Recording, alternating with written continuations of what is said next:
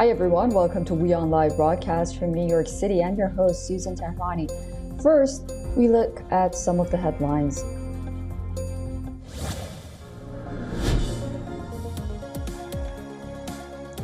Israel Prime Minister Benjamin Netanyahu says that his country is at war against terror on multiple fronts as he visits the site of Jerusalem shooting attack in which 6 people were killed. Netanyahu vows what he calls harsh measures against the culprits.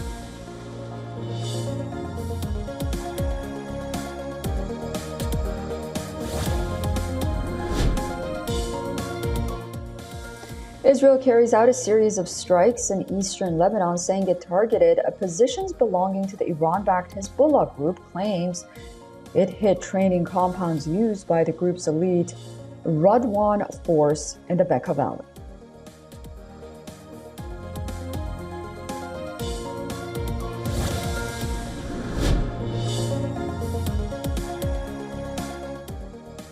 UN nuclear watchdog chief Rafael Grossi says that he's hopeful that the IAEA's talks with Iran on how to fully resume inspections would conclude in the next few days.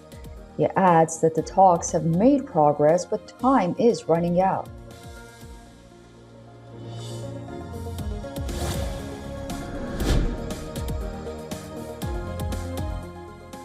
A former top diplomat, dubbed the Trump Whisperer, Toshimitsu Motegi joins the race to be Japan's next prime minister.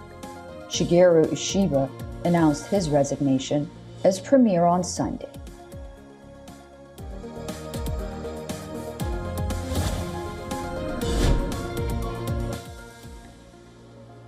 Days after U.S. immigration officials arrested nearly 300 South Korean nationals in the U.S. state of Georgia, South Korean foreign minister departs for the United States and says that he would work with Washington on re-entry of the workers.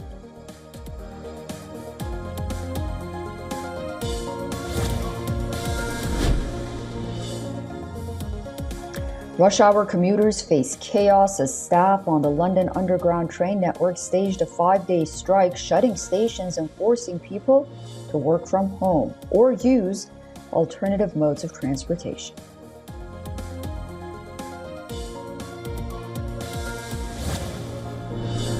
For all the latest news, download the WION app and subscribe to our YouTube channel.